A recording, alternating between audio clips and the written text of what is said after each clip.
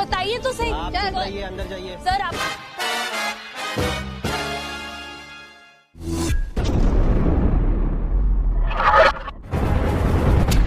Hello Galovers, welcome back to my channel Trending Gelo. Kali ini kita akan rangkum alur film India berbahasa Hindi dengan judul Chatriwali. Film yang dirilis tahun 2023 ini disutradarai oleh Tejas Vijay Deoskar dan dibintangi oleh Rakul Preet Singh dan Sumit Vyas. Chatriwali berkisah tentang seorang wanita cantik yang bekerja di perusahaan kondom. Dia adalah seorang supervisor yang kerjaannya adalah mengawasi kualitas kondom. Pekerjaannya ini dianggap hina, tabu, aib, dan cabul bagi masyarakat India. Bagaimanakah perjuangan wanita ini untuk membuktikan bahwa pekerjaan tersebut mulia di mata warga India? Penasaran? Nah, Galovers, makanya simak rangkuman alur film ini tanpa skip biar ketemu magisnya film ini. Dan jangan lupa like, komen, dan subscribe agar Bang Gelo semakin semangat buat upload film keren India lainnya, spesial di channel Trending Gelo. Oke Gelovers, tanpa banyak basa-basi, kita langsung ketik HP.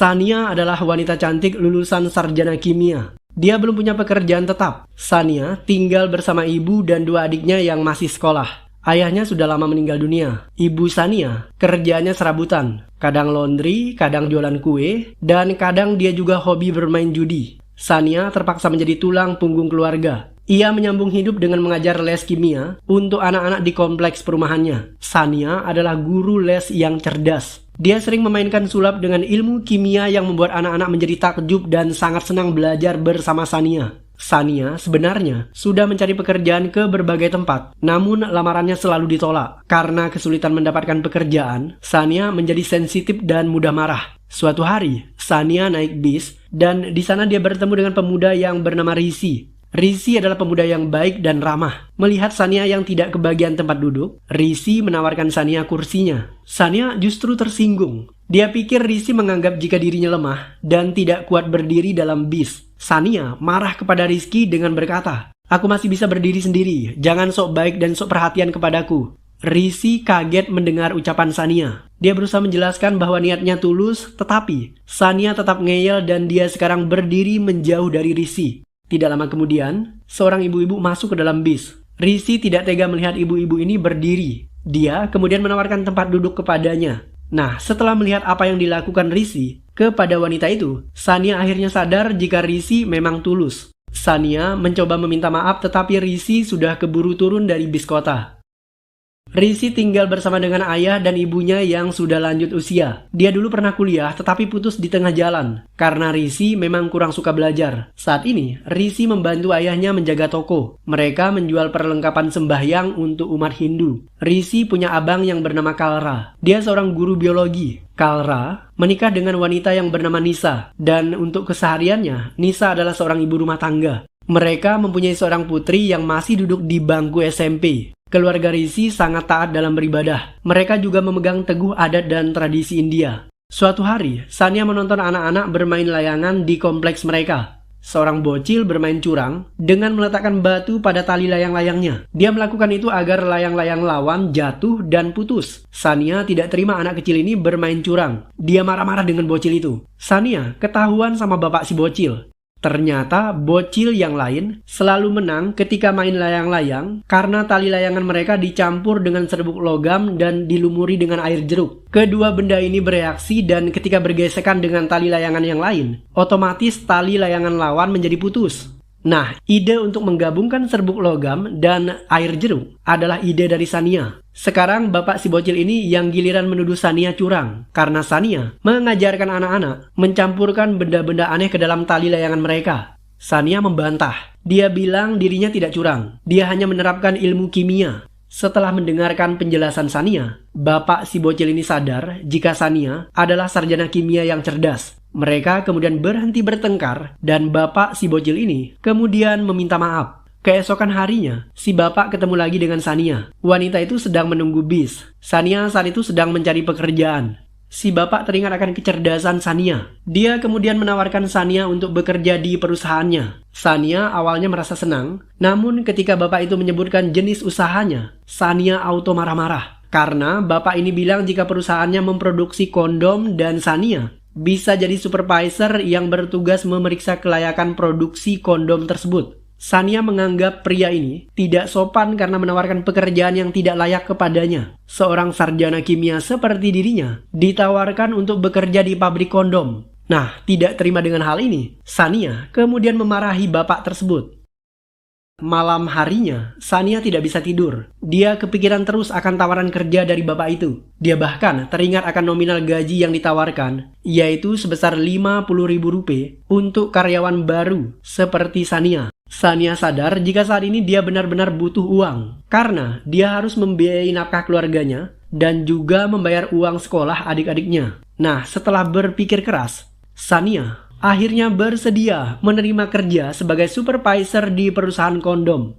Keesokan harinya, Sania datang ke kantor si bapak. Dia mengaku siap bekerja di tempat itu dengan syarat tidak seorang pun di luar sana yang tahu jika Sania kerja di perusahaan itu. Nah, syarat itu tentu saja bisa diterima oleh si bapak, pemilik pabrik tersebut. Bapak ini kemudian memberikan persyaratan kepada Sania. Dia bekerja harus berdasarkan kontrak selama 1 tahun. Jika Sania melanggar, maka dia harus membayar sejumlah denda. Dan Sania kemudian setuju untuk menandatangani kontrak perjanjian kerja tersebut. Sania senang sekali pada akhirnya dia bisa mendapatkan pekerjaan. Sania segera mencari ibunya dan curhat tentang kabar bahagia itu. Hanya saja, Sania merahasiakan perusahaan di mana dia bekerja. Ketika ditanya oleh ibunya, Sania bilang kalau dia bekerja di perusahaan payung yang terkenal, yaitu Mehta Umbrella. Hari pertama kerja, Sania tampak agak sedikit canggung.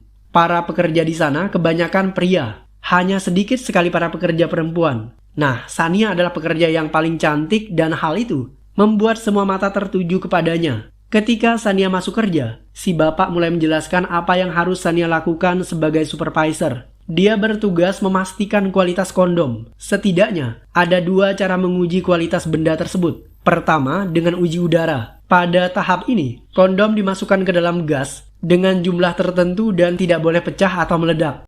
Dan yang kedua adalah uji air. Pada tahap ini, kondom akan diisi air untuk melihat apakah benda tersebut cukup elastis dan kuat dalam menahan beban. Uji air ini juga memastikan apakah kondom tidak akan bocor ketika digunakan. Setelah melewati ujian tersebut, kondom baru layak untuk dipacking dan didistribusikan kepada para pelanggan. Nah, selama bekerja di sana, Sania menemukan fakta bahwa kondom yang diproduksi oleh si bapak ini kualitasnya tidak bagus karena mereka menggunakan lateks dengan kualitas murahan. Sania meminta kepada bapak ini agar mengganti lateks tersebut dengan kualitas yang baik dan setelah diganti, mereka akhirnya menghasilkan kondom dengan kualitas terbaik. Kondom yang tipis dengan elastisitas yang sangat kuat, anti bocor dan tersedia dengan berbagai varian rasa. Perlahan tapi pasti, produksi kondom semakin meningkat dan penjualan semakin membaik. Suatu malam, Sania datang ke pesta pernikahan saudaranya. Di sana, dia bertemu dengan Risi. Sania meminta maaf kepada Risi karena hari itu, di dalam bis kota, Sania bersikap kasar kepadanya. Risi tidak keberatan. Dia menerima permohonan maaf Sania dengan lapang dada. Mereka berdua kenalan dan saling tukar nomor WA. Setelah pertemuan itu, Risi dan Sania mulai PDKT, jadian, dan pada akhirnya mereka menikah. Meskipun demikian, Sania tidak pernah memberitahu Risi bahwa dia bekerja di pabrik kondom. Sania dan Risi akan menikah dalam waktu dekat, tetapi kontrak kerja Sania masih tersisa 3 bulan. Sania harus tetap berbohong sampai kontrak kerjanya selesai dan setelah itu, dia siap resign dari perusahaan kondom tersebut.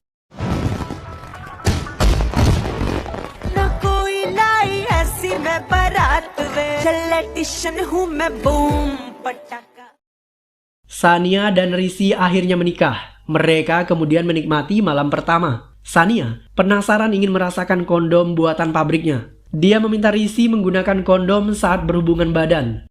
Risi tentu saja tidak mau. Menurut Risi, kondom hanya digunakan untuk mereka yang tidak mau punya anak. Sania terpaksa mengalah dan malam itu mereka akhirnya bercinta tanpa kondom.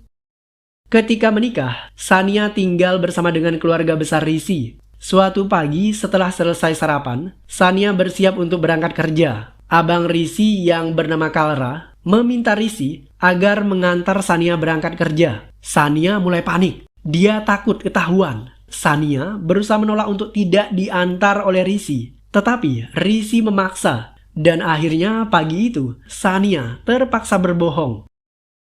Sania dibonceng oleh Risi dan dia minta agar diturunkan di depan perusahaan payung Mehta Umbrella.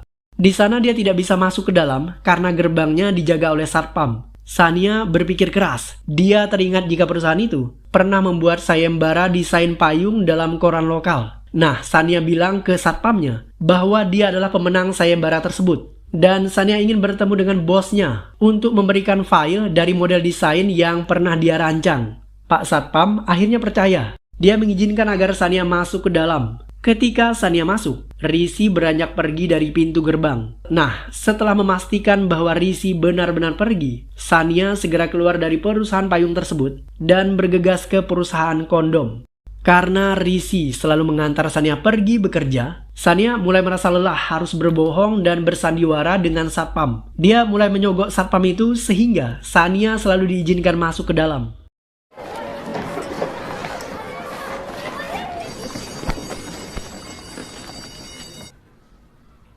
ये किसको शायरी छूट रही है? Tuan Kalra adalah guru biologi yang sangat garang. Dia tidak kenal kompromi. Selain garang, guru yang satu ini juga konservatif. Dia tidak mau anak-anak perempuan belajar tentang alat reproduksi walaupun materi tersebut tercantum dalam kurikulum dan buku teks. Ketika belajar tentang alat kelamin, anak perempuan diminta keluar dan membaca buku di perpustakaan. Yang boleh mendengar tentang penjelasan alat reproduksi hanyalah murid laki-laki. Bahkan, murid laki-laki ini pun dilarang bertanya karena terkadang pertanyaan mereka mengarah kepada hal yang dianggap jorok dan tabu. Padahal, beberapa pertanyaan tentu saja lahir dari rasa ingin tahu para siswa. Nah, karena pak gurunya galak dan sangat diktator, murid-murid jadi tidak terlalu paham tentang reproduksi pada manusia. Nisa jatuh sakit. Kebetulan, saat itu yang ada di rumah hanyalah Sania dan putri Nisa. Mereka berdua segera membawa Nisa ke rumah sakit. Setelah diperiksa, dokter menjelaskan jika Nisa mengalami keguguran dan ini untuk yang kedua kalinya. Dari rekam jejak medis, diketahui jika Nisa tidak hanya keguguran, namun dia juga pernah 2 kali aborsi di rumah sakit tersebut. Dokter menyarankan, jika Nisa tidak mau punya anak, dia seharusnya menggunakan kondom. Karena menurut dokter, mengkonsumsi pil KB akan memberikan dampak yang berbahaya jika dikonsumsi dalam waktu yang sangat lama. Tidak hanya dokter, Sania juga ikut-ikutan membujuk Nisa supaya memberikan suaminya kondom ketika bercinta. Nisa menolak. Dia tahu karakter suaminya yang keras dan jika diberikan kondom, Kalra pasti menolak. Sania mencoba kembali untuk membujuk Nisa. Kali ini dia mengatakan jika mengkonsumsi pil KB dalam jangka waktu yang lama bisa menimbulkan racun bagi tubuh. Sementara jika Nisa bercinta tanpa kondom, maka dia akan berpotensi untuk hamil lagi dan keguguran lagi. Menurut keterangan dokter, rahim Nisa lemah dan jika keguguran, hal ini bisa membahayakan nyawa Nisa sendiri. Ketika pulang ke rumah, Nisa melarang Sania dan putrinya untuk memberitahu orang lain tentang kasus keguguran tersebut. Dia bahkan tidak ingin suaminya tahu. Sementara putri Nisa, dia hanya bisa menangis meratapi kondisi ibunya. Sania segera menghampiri putri Nisa. Dia mencoba menenangkan gadis itu. Setelah mengetahui masalah keluarga Kalra dan Nisa, Sania jadi sadar akan pentingnya kondom. Dia harus mengkampanyekan kondom agar benda itu bisa go public dan menyelamatkan jiwa banyak orang. Bahkan, sejak hari itu, Sania berjanji tidak akan meninggalkan pekerjaannya di pabrik kondom. Dia bertekad untuk tetap kerja di sana demi menyelamatkan para wanita. You want surprise, right? Yes.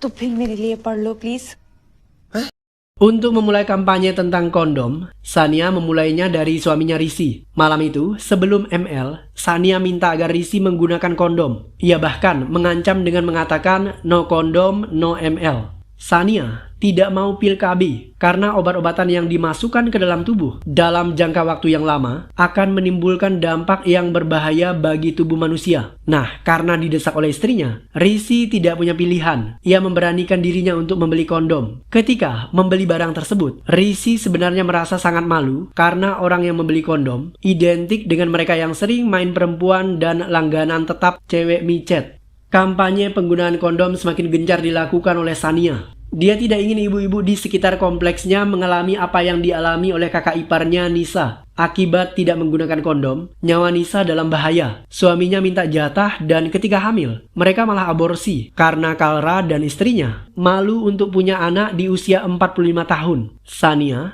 kemudian mengumpulkan ibu-ibu di kompleks tersebut. Dia menjelaskan pentingnya penggunaan kondom ketika berhubungan suami istri. Selain itu, Sania juga menjelaskan bahaya pil KB yang dikonsumsi dalam jangka waktu yang lama. Awalnya, ibu-ibu yang mendengar saran dari Sania tampak bingung. Tetapi, Sania terus membakar semangat mereka yang membuat ibu-ibu kompleks tersebut sepakat dengan satu hal, yaitu no kondom, no sex. Akibat kampanye tersebut, banyak ibu-ibu yang menolak melayani suami mereka sebelum suaminya menggunakan kondom. Alhasil, jumlah suami yang membeli kondom semakin meningkat. Mereka bahkan antri berjam-jam demi membeli sebungkus kondom. Yang anehnya adalah, Pak Tua penjual kondom justru tidak terima jika para suami banyak yang membeli kondom. Pak Tua ini beranggapan bahwa pembeli kondom adalah pria yang cabul dan suka jajan di luar rumah. Jika para istri tidak mau melayani suaminya, maka para suami juga berhak untuk tidak menafkahi istri mereka. Sekarang para istri yang mulai ketar-ketir, mereka takut tidak dinafkahi. Alhasil, ML pada akhirnya dilakukan tanpa kondom. Sania merasa bersalah telah membohongi suaminya. Dia ingin berterus terang tentang pekerjaannya. Tetapi, belum sempat Sania berkata jujur, mendadak warga datang dengan membawa secari koran. Warga kompleks itu akhirnya tahu jika pekerjaan Sania adalah supervisor di perusahaan kondom. Warga mendatangi rumah Kalra. Mereka menganggap Sania bukanlah wanita baik-baik. Dia bekerja di perusahaan yang menjadikan orang-orang sebagai manusia cabul. Kalra dan Rizky terkejut mendengar fakta bahwa Sania bekerja di pabrik kondom. Karena setahu mereka, Sania bekerja di perusahaan payung. Pada akhirnya, dua kakak beradik ini merasa malu mempunyai adik ipar dan istri seperti Sania. Lebih-lebih lagi Rizky, dia merasa dirinya dibohongi selama ini. Setelah mengetahui pekerjaan Sania, Kalra meminta Sania untuk berhenti dari pekerjaannya. Tetapi Sania tidak mau. Ini bukan tentang gaji atau uang. Sania punya tekad untuk melakukan pekerjaan mulia guna menyelamatkan orang-orang dengan bantuan kondom. Rizky ikut membujuk Sania. Dia meminta agar istrinya itu untuk berhenti bekerja di sana. Tetapi Sania tetap tidak mau. Karena Sania ngotot, Kalra kemudian mengusir wanita itu dari rumah mereka. Sania merasa bersalah. Dia ingin meminta maaf kepada suaminya Rizky, tetapi pria itu terlanjur sakit hati. Dia tidak mau memaafkan Sania.